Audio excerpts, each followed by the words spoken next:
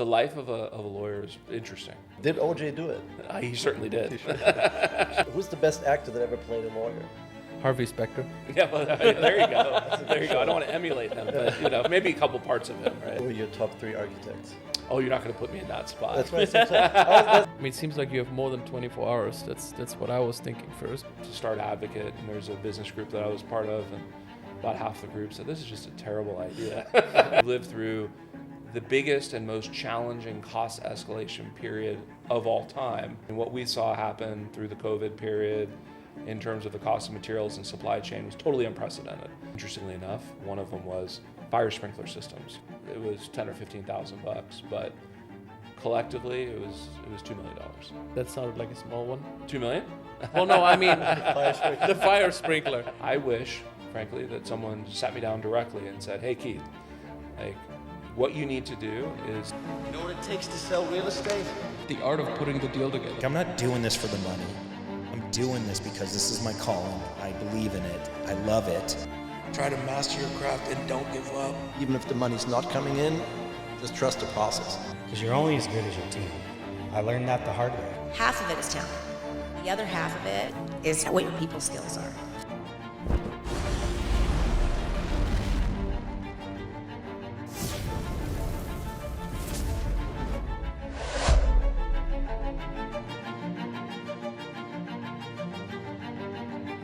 Welcome back to the Let's Development show, where we dive into all things real estate, business, lifestyle. Our names are Max and Patrick. If you're new to this, we're 2 Germans passionate about business, real estate, everything around creating businesses, running businesses. So whether you're a seasoned investor or just starting out, we would like to share insights about our guest today. We're very excited. But before we start, I want to make sure we got to make Alan happy here. You gotta make sure you guys subscribe if you're watching this on YouTube. Make sure you share this, like it, comment on it, and give us a follow on all the different platforms. And we appreciate a good review, obviously, too. Perfect. So on today's episode, Arizona native who's been a lawyer for 20 plus years. Got to be careful what we say here today, I guess. He's founder and president of Advocate, Residential Construction Advisors, a leading residential construction advisory and owner's representation firm based out of Arizona, currently expanding into 2 more states. I'm sure you'll tell us more about it here in a little bit. He served as a chairman and president of the Phoenix Committee on Foreign Relations. He was recognized by the Phoenix Business Journal in 2021 as one of the Valley's most admired leaders for excellence in leadership. He's the director of Galbut Beabeau, a business law firm who's been included in the U.S. News and World Report listing of best law firms. With his expertise, he specializes in corporate, construction, real estate, and outside general counsel practices through negotiation, mediation, arbitration, or litigation. And he devotes a significant portion of his practice to supporting clients, expanding into Arizona and beyond into domestic and foreign markets. And with that, welcome to the show, the one and only Keith Galbut. Thank you. It's great to be here. Thanks for having me. Awesome. Quite the intro. Well, thank you for being here. We'll go through different topics today. We always start with some like rapid fire questions, some quick answers on stuff. If you want to elaborate on something, feel free. But sure. Just like, so what was your very first job? My first job was I had a car detailing business in high school, starting around 16 or so, 15. Nice. What's your favorite restaurant? Tarbell's. Oh yeah, the local classic. What's your dream vacation destination? Well, we're actually leaving next week, and we're going to be heading to the Mediterranean. So we're going to be in Croatia and Greece and a little bit of Turkey. Nice. Yeah, we like that area. I know. Okay, what's the best law TV show or movie? Well, Boston Legal I love Boston Legal. Yeah. That makes me happy. Yeah. Yeah. We try to emulate some of it too at the office. Some afternoon cocktails once in a while. Who's the best actor that ever played a lawyer? Oh, I don't know. Harvey Specter. Yeah, well, there you go. There you go. I don't want to emulate him, but maybe a couple parts of him, right? Thank you. That's good. Did OJ do it? He certainly did. If you had to listen to one song for the rest of your life, what song would that be? The End of the Innocence, Don Henley. And then last question, if you weren't a lawyer, what would you be doing? Well, probably politics. Politics. Yeah, probably That's an politics. interesting one. Yeah, public policy. Certainly a lot of stuff that can be improved in that area. Yes. All right, perfect. Let's get started on Oh, that was fun. on the questions. So let's start at the beginning of your story. How was your upbringing? How was it growing up here in Arizona? Give us a little bit of a background on that. Man, as you know, we've only been here for 7 years, so I'm sure, there's a lot of things that develop over the years. So maybe just give us an insight, of how things started. So we've been here for a very exciting 7 years, right? It's been quite amazing. So I'm going to be 50 this summer. So I was born here at St. Joe's Hospital. In the early years, I was in the Encanto area of Phoenix, and my parents moved to Lincoln and Tatum in 1976, when everyone thought that was crazy to move so far out of town to Lincoln and Tatum, and they still live in the same home. So I went to Kiva and the Scottsdale schools, and so that was kind of my home base. And Phoenix was had a lot of very similar characteristics, certainly, but the size of it is just a whole nother level, of course. One of my favorite statistics is in 1950, Phoenix was the 50th largest city in the country. And now by most measures, depending on how you count, it's the 5th. And so it's amazing that we surpassed 45 other cities during that period of time. But what I find more astounding is when you think about it in the context of percentage, moving past 90% of other U.S. cities in terms of size over a 70-year period. So and Phoenix has been, really the center of that in the country, here in Vegas and a couple of other places. So it's very exciting, frankly. A lot of the university system, the hospital system, the infrastructure, the diversity of the economy, it's a totally different place. And frankly, I think there's more opportunity going forward than there was even then. And that, I think, is saying something. Yeah, I mean, even for us, we've been here like 7 years, came for the first time 11, 12 years. Like, it's a massive difference already. Like, it's good to see, and it'll keep going. So walk us through, when did you decide that you wanted to be in law, and how did you get started, going in that direction? Yeah, so my dad's a lawyer, and so I grew up around it. He's a different type of lawyer. He does solely litigation, so trial work, which I've done too, but my real love is in transactional and business-related work. So I went to school in Atlanta, and I studied economics, and then worked for a big accounting firm in finance and accounting, and then went to business school, studied finance, and then law school. And when I finished law school, when I went to law school, my intention was really not to be a practicing lawyer, but rather to use the skills in business in some form. But as I went through law school and recognized a big need, particularly for small and medium-sized companies and families, I decided to hang my shingle, so to speak, with my dad and develop a transactional practice with some other lawyers and partners of our group. And so that was now just over 20 years ago. So you have your double degree, so you know everything about finances. Hardly, but I try. and the legal side, right? And you're obviously very active on the business side as well, which we can talk about a little bit later here. So we obviously know your educational experience at Emory University in the Thunderbird School of Global Management. How did that shape your career path, those experiences? Well, so in terms of undergrad at Emory, it was a wonderful experience, great school, met great friends, lifelong friends. And I think the study of economics has really helped me throughout my career in terms of trying to understand shifts and momentum and what's happening in different places, not only in this market, but on a global basis, which certainly has big impacts.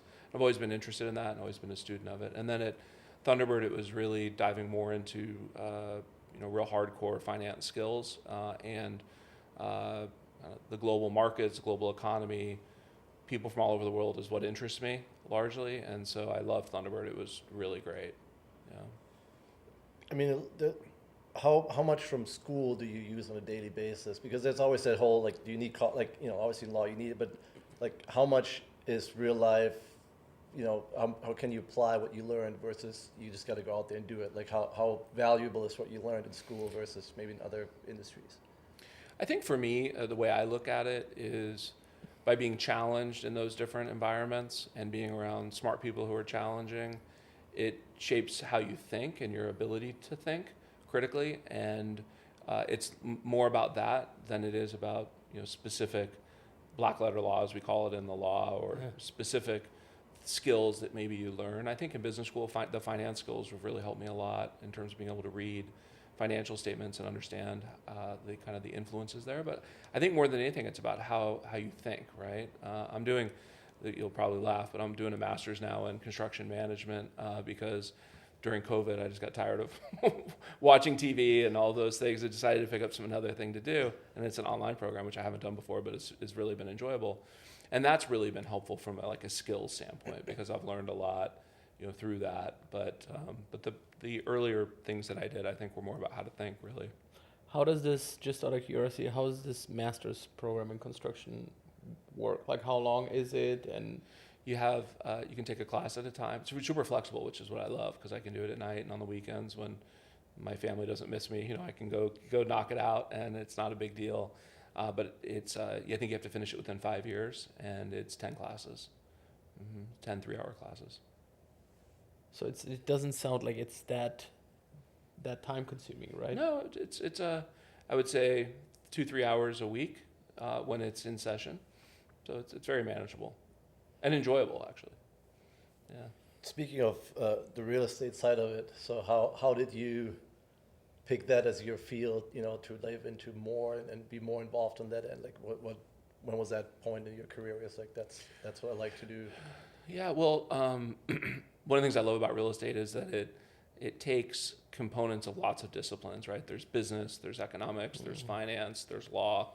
And so in our law office, we would have people coming in all the time with various business or real estate transactions or challenges that needed to be worked out. And we see a lot of it both commercially and residential. But what I saw as a trend is a lot of significant challenges in the residential space. And that was how Advocate was born, was seeing, as part of my legal work, our team having to work to address a lot of things that could have been solved or could have been prevented much earlier, would have been a lot less painful. And so I recognized that it would be much better if there was a service to help prevent those kinds of problems. And so that's how Advocate was born. So with what you do on the Advocate and on your other business side, what does it like a typical day look like for you? Yeah.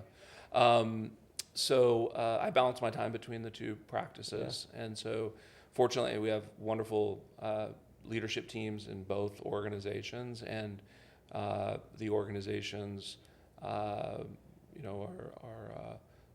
high functioning without me being involved in the day-to-day. Although I am involved in the day-to-day, we have good people, great people. And so on the law firm, most of my colleagues have been with us for north of 10 years, and just a very stable, very predictable group. So we have really great systems, and same with Advocate. So my typical day is getting up and having team meetings with both businesses and getting everyone moving for the day. And you do that on a daily basis? We do certain meetings on a daily basis, yeah. So we have all hands meetings for the whole company once a week, but then we have meetings with different divisions or different operating elements of both businesses more commonly. Yeah, so we do that and get things moving, and then I'm digging into work. And on the Advocate side, it's a lot about the strategy for growth and expanding into other markets and working on that and being involved in certain discrete projects as well. We mentioned, I think, twice already now your expansion, and I mean, you shared a lot with me prior to that, but maybe share to the audience what is the expansion plan for Advocate? What did you already put in motion, and what's the game plan? Yeah, so well, thanks for asking. Advocate's been super fun. We've been growing pretty quickly in a healthy way, I think, and it's really been here, a little bit in Colorado, a little bit in California, a little bit in the Midwest, but mostly here. Essentially this year, we've stood up Coachella Valley, so Palm Springs, Palm Desert, et cetera, Rancho Mirage, and we are in the process of starting Las Vegas and also Naples, Florida. And our goal is to add 4 or 5, hopefully, markets a year on a going forward basis. And so we're working really hard now at identifying the right local partners, essentially individuals, in those markets to really help us stand up and expand our service offerings into those other places. What do you see being challenges to, because we obviously, we started doing some stuff in Florida, and it's always challenging to grow into a state or a city that you're not, personally present all the time. What are your challenges, and how are you going to tackle that to grow the business in a different city, state, to get your name out there and all that stuff? Yeah, you put your finger on it. It is challenging. It's hard, right? Because it's, you're used to doing a certain thing a certain way here. You're not able to be physically present. So it really comes down to people and hiring the right folks, aligning yourselves with the right people who understand the vision, the purpose, the value of what we're trying to do, and have a personality that is multidisciplinary, right? As you all know in your business, it takes so many different kinds of skills to make it work, right? It's business skills and business acumen, it's real estate skills and real estate acumen, and then there's a real human and personality part, which the two of you knock out of the park. But it takes a lot, right? And so we don't, in those other markets, need just great project managers, which we do need. We also need people to help develop the markets and help to advance the vision. So it's challenging. So we spend a lot of time on interviewing, a lot of time getting to know people, spending a lot of time with them to do our best to try to make it a right fit.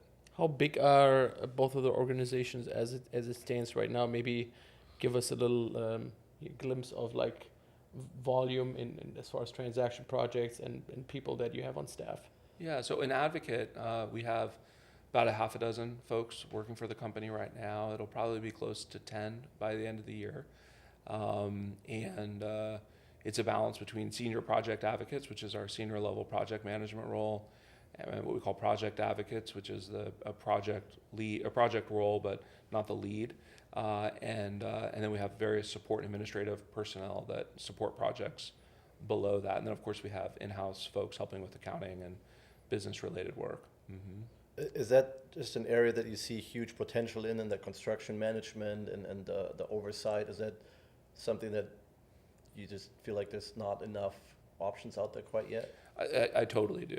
Frankly, I think that there's a lot of great builders, of course, in our community. There are a lot of great architects and design folks, and this can be extrapolated, of course, across the country, across the world.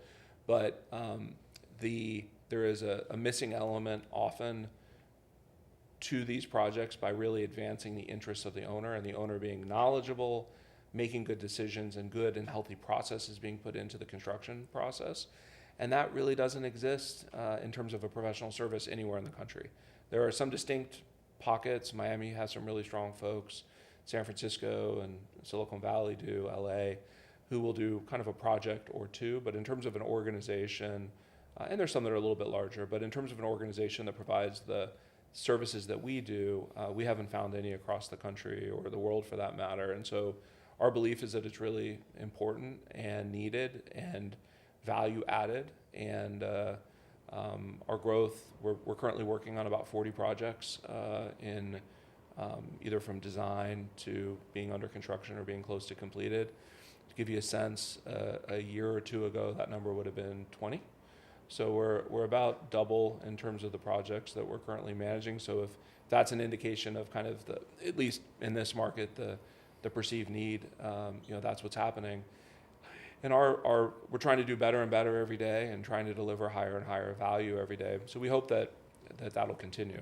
What is the percentage between spec builds, like speculative home builds on the development side, and custom builds if you look at your clientele base? Because you would think that developers, at least, we hope we know a little bit of what we're doing, right, are more experienced in that field and potentially need less of a hand holding, but obviously your company still adds a lot of value there versus homeowners that, mostly we encounter that too, that, that are just simply not educated enough on the construction side. And I'm not saying that in a bad way. It's just simply something that is missing, right? So how does that kind of divvy up? Yeah, so about half of our projects are client building their own custom home for their family, from soup to nuts, kind of from beginning to end. About a let's say half of the remaining half, are projects which didn't involve us in the beginning, but have run into trouble. And that takes different forms. In many cases, it's a build to suit, essentially, it's a build for the family. In some cases, it's a client who bought a spec home, which isn't being built consistent with the plans and specifications. So they sold X and are trying to deliver Y, or Y is different than the plans and specifications that have been established. And so we're brought in to help right-size that, figure it out, hopefully solve it with the existing team, address it if it's not. But this is unfortunately something that's happening a lot in this market, particularly with the amount of specs that are now coming out of the ground. Is there's a disconnect between what's being sold and what's being built. And in some cases it's quite intentional. In some cases it's maybe more overt or less intentional, but it's a problem no matter what.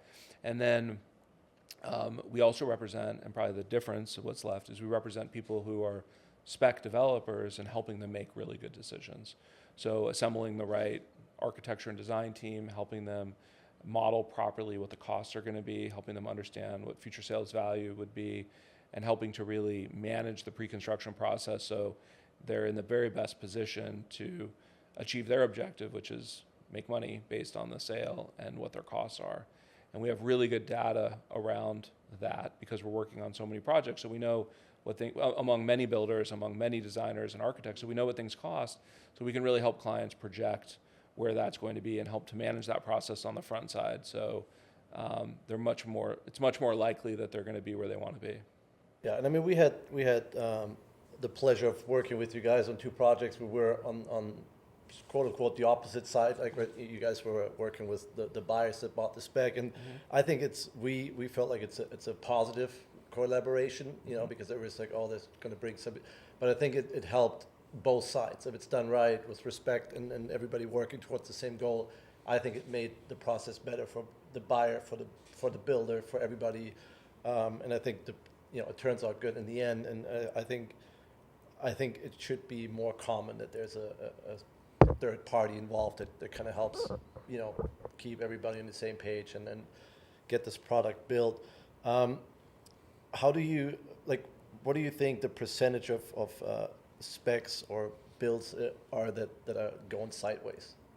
Where something starts, with, like you just said, trying to become X, and along the way, between the builder and the client, or the spec home builder and wherever the case may be, how many percentage, what's going well and what's going sideways? And what are the main issues that you see on your side? Because again, I think that helps everyone on the development side and the people that are listening that are in this business. So, yeah, well, I think these are really interesting questions. And Patrick, I'd say to your question on the projects that we've worked together on, we really tried to bring an attitude of teamwork and of collective problem solving. Most of the time when projects, and so we bring that attitude, in commercial owner's rep work, there's a reputation for the owner's rep just coming in and dropping a shoulder and being difficult, and it all being about cost and schedule. And while those are really important considerations, on a custom home, there are a lot of other considerations. And having a team that's all performing well, likes each other, is working in a productive way, in the best way possible. It doesn't mean there's no conflict, because certainly we deal with issues commonly. But the attitude makes a huge difference, right? And so we try to really bring a can-do problem-solving attitude, try to mediate issues, try to work through them so it doesn't become litigious. And the vast majority of the time that's the case. Most of the time people are really appreciative of the support, frankly, and helping to look around the corner and help to make this building house complicated, right? You guys know this so well. And there's a million things that can create headwinds. Supply issues, someone makes an error, people aren't making decisions fast enough, you name it, right? There's a long list. So what we really try to do is be really collaborative. I think the main things that go wrong in the context of a spec build is a disconnect, and it might sound funny to the viewers or to some of us, but often really good architects are hired, great interior designers are hired. It's sold as that is what is being built or is to be built and what's being sold. And then through the construction process, either maybe before the buyer buys it, officially they start construction, but before the new buyer buys it, or maybe just during the construction, things become of less quality or changes are made. And in some cases, it's because the spec might not be totally clear. In some cases, which is a big part of buying a spec, is really understanding, okay, where is everything clear? Wherever it's not clear, how do we shore that up? So that everyone is then on the same page. And in fact, we spent time on one of the projects we were all working on, really defining that. Like, okay, we're good on price, we're good on the general structure. Let's make sure we understand what each of these component parts are, because once that's understood, then you reduce the conflict, right? So I think a lot of it is around plans and specifications not being as clear as they should, and a diversion from that is either intentional or unintentional. And a lot of times it's unintentional. People are trying to do their best work, but they miss. They might not have the right drywall finish. They might not have, the corners come together the way that they need to in terms of various things, and finishes how they join. So there's things that come up, and it has to be, I think, monitored and made sure that what's being built is consistent with the plans and specs. I think that, and I think the more this becomes common that there's somebody else looking over it. I mean, a good example was like we had one house where we had to put beams in, and in the plans it says per builder. So the architect and designer, neither of them specifically picked the artificial beam, so to speak. Mm-hmm. And you guys came in and said, let's talk about this before somebody puts something up there and that's not getting approved. And then we had some samples ordered. The buyer was there. You guys were there. Everybody agreed. Cost a couple of grand more, but it would have been way worse if we would have installed beams in the whole house and have to go backwards. And then you got, exactly. So I think to understand that and not see that as a negative, but a positive, to say, hey, that's going to keep us on track. That's going to keep us from redoing things. So, and there were only a few things like that, but I think it was always like, we all were like, it was very proactive. And I think we appreciated that, because we're like, at the end, at least nobody's going to come in and say that's not what we wanted, because they kind of, got to like. And that's the worst, that's the most unfortunate one, is where there's this kind of, a bunch of time goes by, a bunch of decisions are made, and then there's a negative response to it, and then you got to work through that issue. It's a lot better just to manage through it in real time. So we really try to do that. You've handled obviously numerous of corporate and real estate transactions. What were the most challenging ones, or what were your favorite ones? Is there something, and I obviously understand this client privilege, but is there something or a case that you can describe to us that's been memorable to you? Yeah, sure. Well, the life of a lawyer is interesting. Life of many professions is interesting, but you get a front row seat to all kinds of things that happen, and certainly had a lot of really great projects. So on the law side, if you're looking for some juice there, one of my most prideful moments as a lawyer is we were involved in a case where the history is a very important couple to our family. In fact, introduced my wife and I, and they signed up with a builder. They started building. They budget got totally out of control. We were able to identify why, which is that the builder was self-dealing and was essentially padding the invoices and cheating the client. How did you find that out? You just did market comparison of trades and materials? Exactly what happened, actually. I took the budgets, and I knew what things cost, and I knew immediately that there were things that were substantially off. And interestingly enough, one of them was fire sprinkler systems. Fire sprinkler systems are pretty consistently priced on a per square foot basis you can get, and it was 3x. It was 3x what it should have been, right? And in and of itself, it was $10,000 or $15,000, but collectively, it was $2 million that the client had been taking advantage of, and we were able to get all of it back. What was another big one? I mean, okay, that sounded like a small one. $2 million? Well, no, I mean the fire sprinkler. What was the most substantial? Because we're always looking at the big ticket items, right? I mean, it's framing, it's roof, air conditioning, window packages. So in this case, what they did, they had a bunch of categories where they were quote unquote self-performing the work, and the work that was quote unquote self-performing was not correlated in any way to what was being billed or their records being able to support it. That was $500,000 or $750,000. That included the window systems and concrete and a bunch of things. Yeah. There was a whole bunch in this particular project, a whole bunch of underground trenching and hard dig, which could not be supported by the records and was really inconsistent with what was being done. There was on concrete, which is quote unquote self-performed too. There was no alignment to the underlying costs, right? And so it was across the board. It was a little bit here and a little bit here and a lot here and a lot in here, and it added up to being about $2 million. And on an overall build cost of, that's how much more they were charged than they should have been. Okay. What was the total build cost on that project? It was about $8 million. So that's a big chunk. I mean, we've seen that too. Yeah, it's definitely like you see it even from subcontractors that they try. Like we had that pool hard dig and took pictures and it was like the thing was barely holding up by itself. Like there's no hard dig. Plus you guys never even brought equipment to do any. And then they're like, oh, sorry, that got mixed up. They probably must have, signed it. Like, nice try. Nice try, right? But it was, $7 or $8 grand. Like so nothing where it's like they try with numbers that on a $4 million build, over $7, $8 grand. But you got to check every invoice. And I think most people don't. I mean, you guys know it. So a lot of that is about process, right? If you set up the right process from the beginning, in terms of reviewing bids and agreeing to what the approach is going to be on a cost-plus basis or on a stip-sum basis, and then managing the pay-apps and managing the lien releases, making sure change orders are documented properly.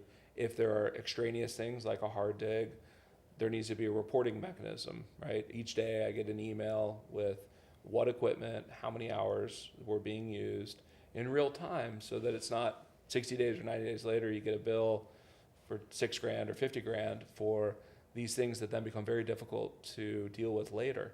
So what we do at Advocate is really try to put best practices into a process, and we work to get everyone aligned in that process. And we are very collaborative with that approach. So we say, okay, architect, builder, interior designer, let's organize this project to really put the client at the center of all the decisions. And then we work together to execute as a team. And in our view, that's the best way to create really good outcomes. And frankly, when there are people watching, right, in a healthful way, turns out a lot of these things that could have happened don't happen. They don't even try. And so that's part of that's part of having a good oversight involved. And in some cases, it's a matter of making better decisions. Like there are projects where, for example, the grading and drainage will come back and be a really extensive plan, and maybe some of it's not necessary. It's common that we see the G&D plan because the engineers are wanting to be very careful, and I respect that.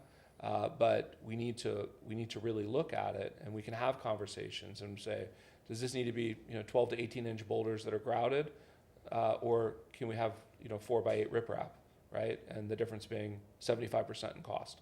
Right? You told me about a project recently, right, where that was exactly the case in Paradise Valley. That's right. Yeah, we've had it happen many times. What was the cost difference there again on that one? Over 100. Over 100,000. Yeah. So, and it's not it's not to say that we're right and anyone else is wrong. What it is to say is we work together with the team to say, okay, let's make common sense decisions. Like if you want that, you can have it, but here are the alternatives, and then there can be and we work to have all the team members, the architects, the design team, also presenting with the same attitude, right? Because the owner has to be at the center of all these decisions. They can say, look, I love that countertop system throughout the house, right? Or these and I'm willing to pay 200, or I really want it to be 100, right? Mm-hmm. And we need to work as a team to really deliver based on what the client really desires. If we're designing for a level that is above where the client needs to be, then that's an error, because ultimately we're going to have to go back and change all of that work anyhow. So our view is in the pre-construction to really make good decisions from the beginning so that it's really aligned with what the customer wants. Do you feel like for the overall timeline of a project, the earlier you get involved, the better, obviously, but what is the impact on timeline, on schedule? Right? Yeah. Because there's obviously in a lot of cases on the custom side, like you said, the owners are not very sophisticated, right? You obviously take a lot of that away, and you're able to present them with the options, right, and educate them. Mm-hmm. But how does that? Yeah, what's the timeline component on this? So I would say, on average, it's faster because we develop a cadence with everyone to try to keep things moving in a consistent way, and then integrating the right other team members in, like the engineers or interiors, at the right time, which sounds kind of obvious, but you guys know that that often doesn't happen, right? It's haphazard of how things happen, and people insert and exit, and et cetera. So I think that's really important. But we're big believers, particularly on custom homes, that clients should not be rushed and should take their time to make sure that the right decisions are being made. So I would say on average it's quicker because we have a good cadence, but we're not a fan of rushing. We're a fan of getting to the right value proposition, which means that based on the cadence of the architect, the cadence of interiors, and what the client really wants, that's what the target should be. Mm-hmm. A big question, obviously, that always comes up, and we have it too. Like a good friend of ours was a banker. He said he's never financed a deal that came in on budget, right? So, Or on time. Or on time. He's like, in banking for 11 years, like it's not once have they ever built a house with the money they said they're going to, build it for. So, how do you guys approach that? Because we see that constantly, where you ask 4 builders, like, hey, this is kind of what we want to build. They're like, we can do this for $550 a foot, right? Mm-hmm. And then you get into the plans, and they're like, oh, sorry, we're like $690 a foot. Mm-hmm. And then once you're done with the house, you actually at $780 a foot. Like you just went up 25% or more sometimes, even though nothing really changed, because you already showed them kind of what you want to build day one. They knew exactly what you're trying to do. How do you advise your clients or the builders on, like, hey, we're already getting off on the wrong foot here. That's not, because we got to that point where everybody's like, hey, we can build this. I'm like, no, you can't. No, I can. No, you can't. Like, don't even, like, how do you deal with that? Because that's been the biggest challenge that it's a big challenge, Funny how we just talked about this the other day. You're right. Yeah, no, it's a big challenge, and we've lived, the three of us and an audience who are involved in this, we've lived through the biggest and most challenging cost escalation period of all time in this space, right? I mean, what we saw happen through the COVID period in terms of the cost of materials and supply chain was totally unprecedented in terms of just how much fluctuation there was. I mean, you look at the cost of lumber and where historical averages were, where it went to per board foot, down, back up again, down, and those implications on framing costs. And we had that in lots of different areas. We also had so much activity that subcontractors and general contractors were doing quite well, right, in terms of margin and profitability on jobs, because the supply and demand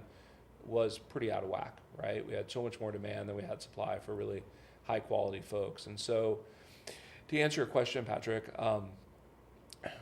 we think that to execute well on a project, it's all about pre-construction. It's really about aligning the client's objectives with what's being designed, both from an architecture and interior standpoint, and holding everyone in a disciplined way.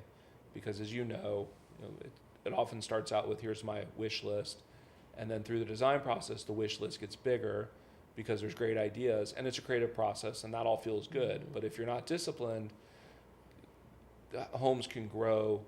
I've seen it happen 30, 40, 50% based more than what the original size was intended to be. So this is the first problem, is really having discipline around that and having clients who have really thought it through and understand what they want to accomplish, because that's the biggest thing that gets out of whack. And you couple that with increased pricing, and now we've got a big challenge to deal with, right?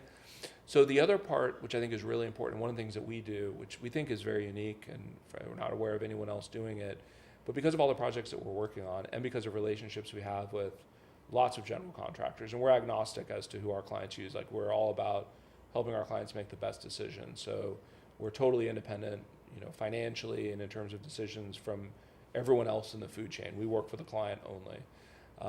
But what we're able to collect through the projects we work on and the relationships we have with builders is we get really good current information of what things cost. And then our models break that down on a per square foot basis. So we can say in our model, it's a hillside home, 1 through 10. It's going to have exquisite finishes, 1 through 10. Exquisite lighting, AV, right? Complexity of construction. And we can take all the historical data that we have for projects. We can do it by, in many cases, interior designer. We can do it by architect. And what it does is it breaks out on basically a per square foot basis what current market is. And it gives a range. And then we can take that data and we can build budgets for our clients. So, and we can add cost increases too. So let's say we're designing it now, but the house isn't going to be really started for a year and finished in 3, let's say. We can model that out. And then a client can say, hey, like I'm good with that, right? Or I'm concerned about market fluctuations. Let's have the increase factor be higher or lower, right? So we can work, all we do with our clients. That so we happens can before. say, all before. Yeah. And we do it actually at the very beginning. So before even the house is designed, if they say, I want a 6,500 square foot house, it's going to have these amenities, it's going to be modern, lots of steel, lots of glass, et cetera, we can build a budget, and they check themselves and say, this is what I want to do. Okay, so it's realistic to what things really cost. And it's not going to be perfect until we, of course, design the house and really go through a real bid process with builders.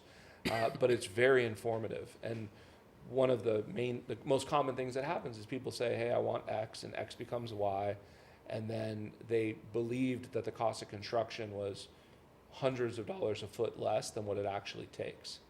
And so the combination of those things is why so many projects get designed but not built, and why there's so much frustration. And so our view is it's all about front loading that into the pre-construction period, so you have a very good and market-based estimate as to what things are going to take. How do you hold the builders accountable to that? What's I guess the best practice model on that, as far as clients engaging with builders, and what type of contract and what kind of a structure to kind of mitigate that as good as possible? Yeah, it's a fabulous question. Well, a couple things. So first, and it's not, I wouldn't say it's common because of the cost escalations that we've all worked through, but having stipulated some agreements with your builder for as many items as you can, if it's been properly bid out, so you really know what things are going to cost, can shift the risk onto the builder, right? So if, let's say you go through design, you go through competitive bid process, you know structural steel on a project's $125,000, right?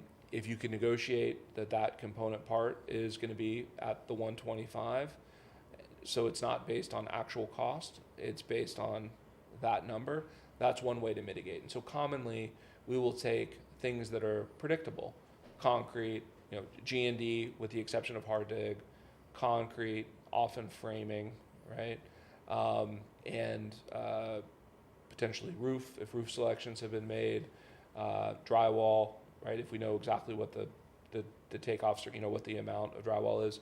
And we'll take 10 or 15 of the areas that are really non-movable, non-changeable based on the build. And then we take all the areas that are allowance items and we build those as allowances on a cost plus basis, unless the decisions are really firm, in which case sometimes we'll work them out into a stipulated sum. How lenient are the builders towards that if you come around the corner with all these things? How does that work in real life? Well, I think so it's business, right? So if someone is presented with a $5-8 million build, and they as a builder have good experience with their subcontractors, and they work, for example, with structural steel, and structural steel comes back and says, yeah, I can do it for 125, and the builder then says to the structural steel sub, I can get you that work, but you have to agree that it's 125, and they then make that work, throughout the chain, so to speak.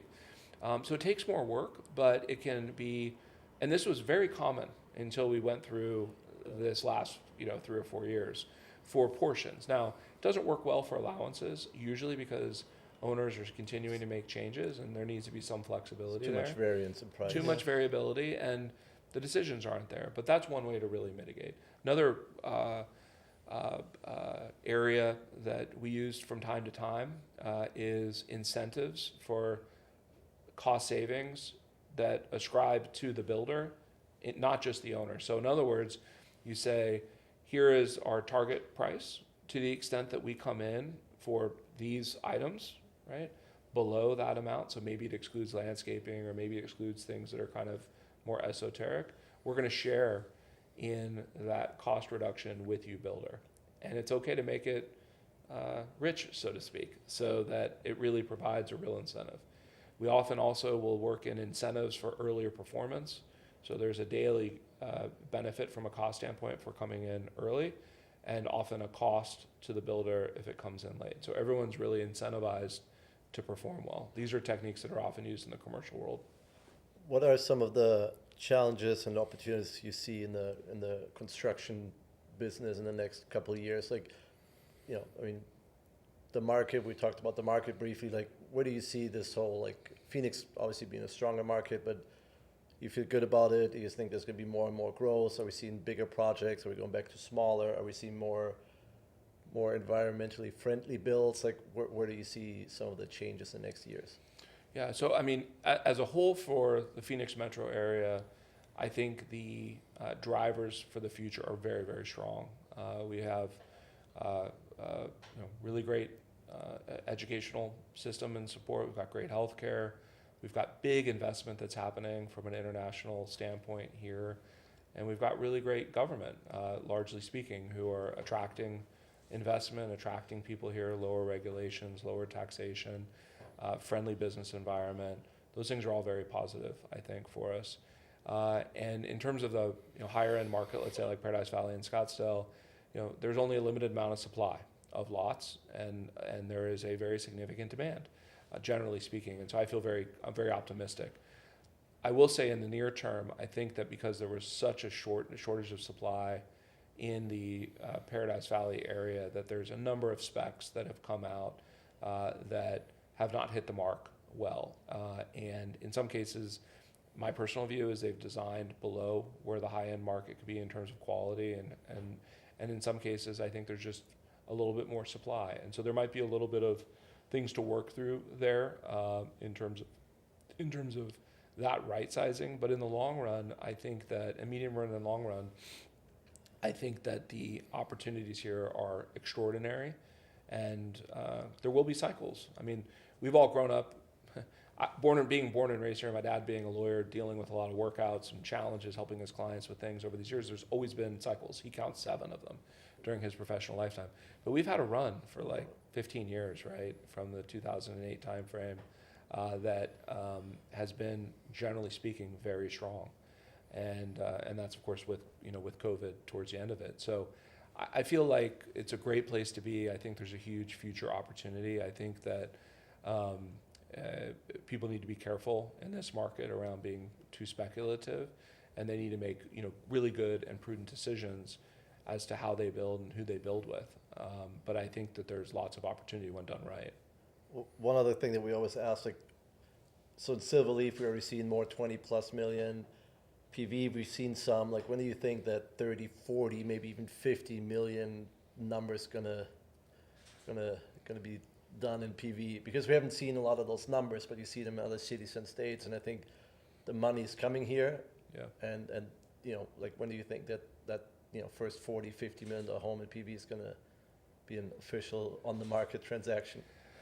So I know there are some there's some pretty big sales that are happening. I know Bedrock and Rich, and I've got some pretty big ones that are happening. I think you guys work with them too, and that appear to be setting a mark, which is great.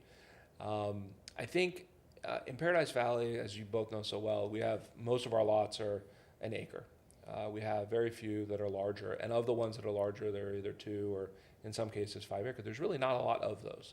And so for a house to sell, I think at that level, it's going to take, particularly as a spec, it's going to take one of those larger lots, and it's going to take a real big high water mark in terms of design and in terms of interiors. But I think the market is there largely. I don't think there's any supply really at those kinds of levels for that kind of product. There are some really amazing specs and homes that are available in the sub 20 market, right, that are really extraordinary. But I think to get to that level, it's going to have to be a more significant amount of land to go with an extraordinary house.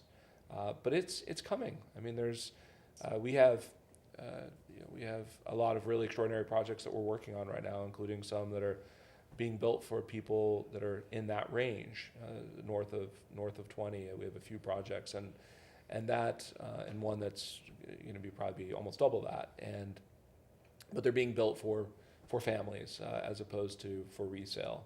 So they'll hit the market in 5-10 years. Yeah, maybe at some point in the future. Yeah, so I think it'll happen. I mean, we have such an extraordinary place, such a great climate, both business and actual climate, right? Yeah. And so I think it is coming, but I don't think it's going to come as rapidly as we've seen the increase over the last few years. Yeah. I think we can talk about this all day. I'm trying to see. There's outside of your professional work, you have a passion for residential construction, right? We talked about this a little bit, and architecture. What is which part of that is most intriguing to you, and what's the passion on that side of it? Which it sounds like it's outside of your professional work, but it's kind of still related to it, which we find that too. Yeah, right. So, well, I think I grew up. So my dad's an artist. He's an oil painter. I have always loved being around creative people, and as a lawyer or in construction, the kind of the basics of that work are. I mean, there's a creative element to it, but I think what it really draws me to the residential construction piece is being around these really great design minds and seeing things in 3 dimension. Seeing things that, as you know so well as developers, from inception, or kind of like the idea to this beautiful structure, and either the family moving in or it being sold or the exit, right? Whatever that might be. Like, that to me makes me happy. Like, I enjoy that creative process, and I enjoy working with people to help envision, to not only envision it, but help bring it to life. I think that's been really fun. And through the advocate piece over the last 8 years now, developed a lot of really great, deep friendships with architects and designers and builders that have been just great human experiences. And I just really love that. And I love the fact that a lot of it's happening here. We kind of didn't have a lot of this really extraordinary architecture and development for a long time. Certainly we're growing, but in terms of having really great kind of design minds, this is something over the last 30 years, 20 years that have really taken off, and in particular over the last 10. So I find all that very exciting. Yeah. Who are your top 3 architects? Oh, you're not going to put me in that spot. That's why I said that's why I said top 3, so you can name a few. Well done. Well, I will tell you, I've done a number of projects with Brent Kendall, who designed our house, who I think the world of. We have a great relationship, and I think he's extraordinary. I've done a number of projects with CP, who's also a good friend, and I think is an extraordinary architect who I work with regularly. I've done a number of projects with Mark Candelaria, who's also a very good friend, and we serve in some community areas together in Scottsdale Arts, and he's wonderful to work with. I've been fortunate enough. Scott Carson, we're working on a number of projects with, who I really, really like.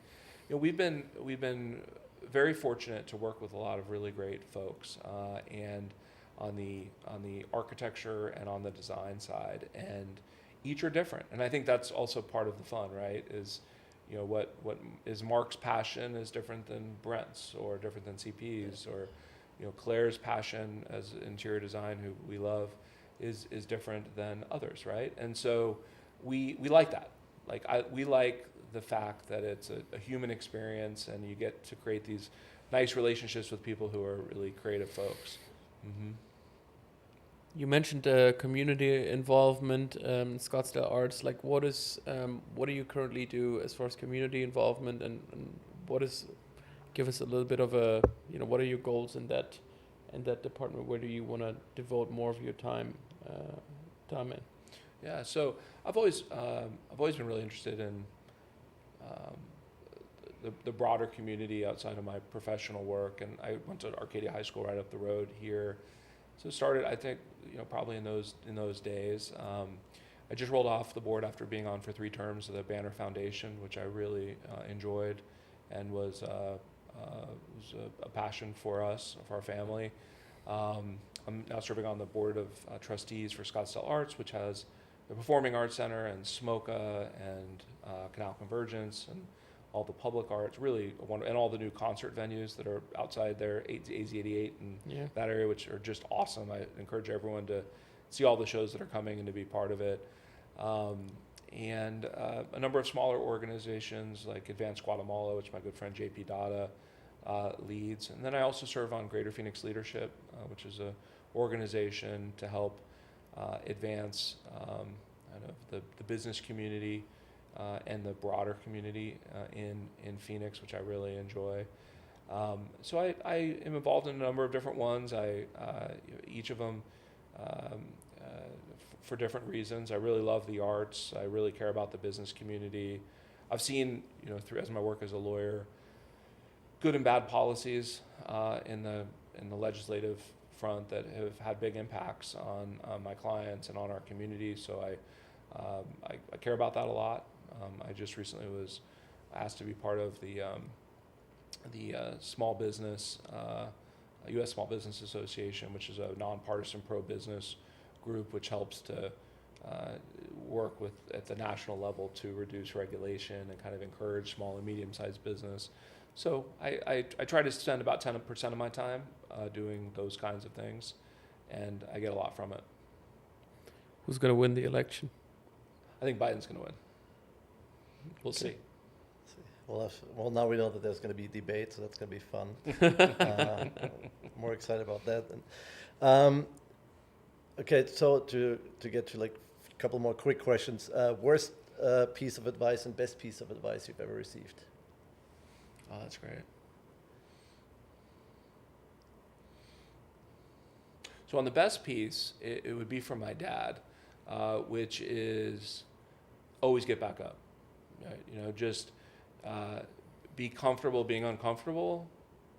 You'll make mistakes. Figure out how to correct, and be resilient and gritty in terms of having some toughness. And I think that's really important. And I think in today's age, maybe there's less of that among some. And I think that's really important. In terms of bad advice, I laugh. I mean, I remember when I was getting started to start Advocate, and there's a business group that I was part of, and about half the group said, "This is just a terrible idea." And so, I guess sometimes I just, it's fuel, and sometimes, you just look at it that way. But I've been really fortunate. I think maybe one of the best pieces of advice that I have received also is from a very good friend of mine who I look up to very much, and his name's Kip, and he said, always surround yourself with people you want to aspire to be like, right? Try to be connected with people that you want to emulate, be it professionally or personally, or how they work with their family or what they do in the community. And I think that's really important. We have 2 young kids, and that's something my wife and I are really working on, is trying to make sure that not only their peer group, but also the older brothers and sisters, or potential mentors, or football coaches, or soccer coaches, or whatever it might be, are the people to look up to. Because I think for everyone, seeing how it can be done can really inform decisions you make. Yeah, I couldn't agree more. Looking back on your career so far, what are you most proud of? I would say I'm most proud of my colleagues professionally and the collective development we've all made together. That's always my question. Being outside of work, family, being a dad and everything, how does that change everything you do, life, motivation, just everything? Like, how does it affect your life? Yeah, I would say dramatically. I mean, I've always wanted to have kids. My wife's always wanted to have kids. So it wasn't like nothing. It's all been very positive in what we wanted to do. But it certainly, it impacts lots of choices, right? And how you schedule your day, how you organize. I'm very fortunate with having an amazing wife who is totally a partner in all of these things. So, but it's a big part of it. But I think that's the greatest pleasure too. As a young dad, our kids are now 11 and 13, and going through these experiences with them has been, the best part of my life, frankly. Yeah. So from everything you told us you're involved in on the business side and everything else you do, how do you, I mean, it seems like you have more than 24 hours. That's what I was thinking first. But how do you maintain like a work-life balance with so many different involvements? And what do you do to try to maybe shut it off for a while? It's a great question. I think some of my family would say that I fail at it from time to time, but I feel like I'm doing a better job of it. I mean, I think a lot of it is around how you schedule your day, how you schedule your time. Some of it's around boundaries. And I would say the biggest part of it is really investing in and having really amazing colleagues. I think that's what makes the difference. People that you can really step in and help them when they're down or need a hand, vice versa. That's I think really the only way to have that concept of balance is to have really great teammates, right? And try to make good decisions and work collectively. But I try hard to schedule in ways that create efficiencies. I try to get our teams to schedule and work in ways that create efficiencies. We, in terms of our family, work hard on planning trips and planning things for the future to really celebrate, the hard work but it's a work in progress.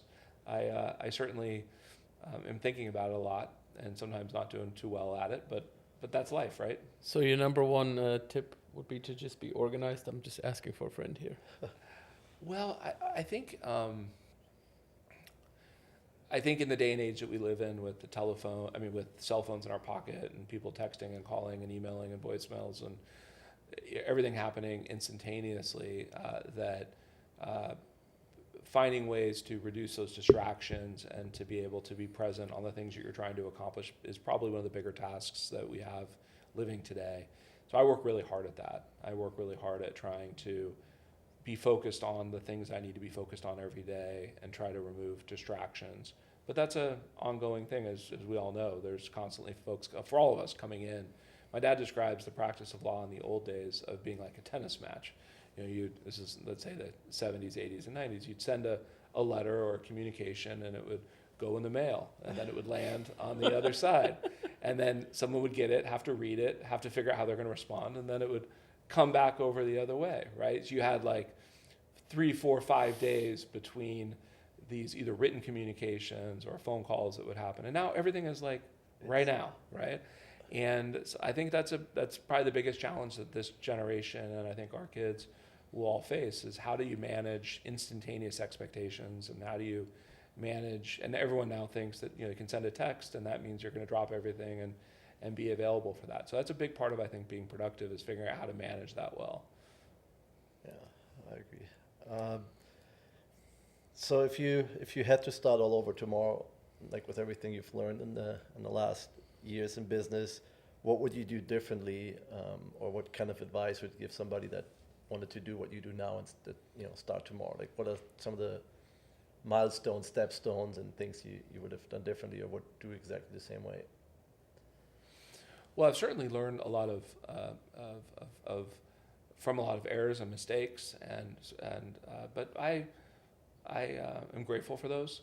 Frankly, I think that the only way to grow is to be in environments where there's some stress and there's some pressure. I think that's what creates that. I don't.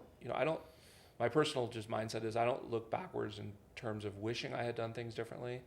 I'm quite grateful for where things are, but I certainly wish I learned certain lessons faster and earlier,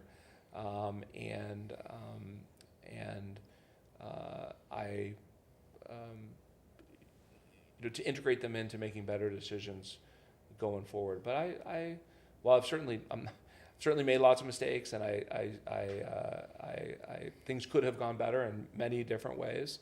I'm really try to be very much a forward-thinking person and not get blown off my pedestal when things don't go well. Yeah. I can't ask the final question. That's because I always ask it. That's okay. Patrick. All right, I'll do the final question. What would you tell yourself if you would sit down with 16-year-old Keith? Like, what kind of advice would you give your 16-year-old self? I think the main focus would be on identifying people you want to aspire in every facet of your life. Physical health, mental health, travel, right? Leadership, people that you want to emulate in the community, people who have characteristics that you really want to like, to be very intentional about it. I think many of us, it kind of happens, and then we might develop more of a relationship with someone who we think is really aligned with us, but we're not really intentional about it. And I wish, frankly, that someone sat me down directly and said, hey, Keith, like, what you need to do is to make a list, top 15 people that you want to be positively influenced by, ask them to be your mentor, connect with them, really aspire to and learn, because I think that there's so much wisdom of older people, right? Older relative to wherever you are in life, that can be so helpful. And many of us are so proud, or we see things the way that we see them, and we don't really ask or are not intentional about it. But I think that's a big mistake, because I think there's so many lessons that other people have learned that can be conveyed down, and that's, in my view, immensely valuable. So we try to do that with our kids, because I've learned that lesson, I think, over time. And I'm going to be 50 now, and I would I wanted to have been more intentional about it younger, for sure. And I think that would have been a positive.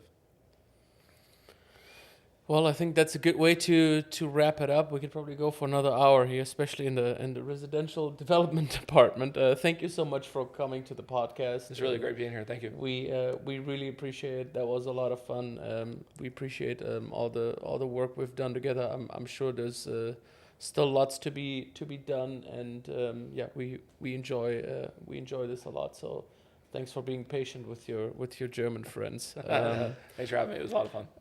So where can people find you? Maybe give us a little bit of info on that. Instagram, website, all the socials, and then obviously we'll make sure we'll include those in the caption. Thank you. So the website for Advocate is advocate-RCA for residential construction advisors. So advocate-RCA.com. And on that are all the socials are right at the bottom, Instagram, Facebook, LinkedIn, YouTube, et cetera. There's a bunch of videos on projects and from clients and from builders, et cetera. Get a real sense of what we do. And then for the firm, it's law firm, it's www.gb for Galbut Beabeau, gb.law. Perfect. All right. Well, thank you again from my side too. And then thanks everybody for watching. Again, make sure to subscribe, like, share this video, leave us comments below what you thought of today's episode, and then we hope to see you guys in the next one. Perfect. Thank you.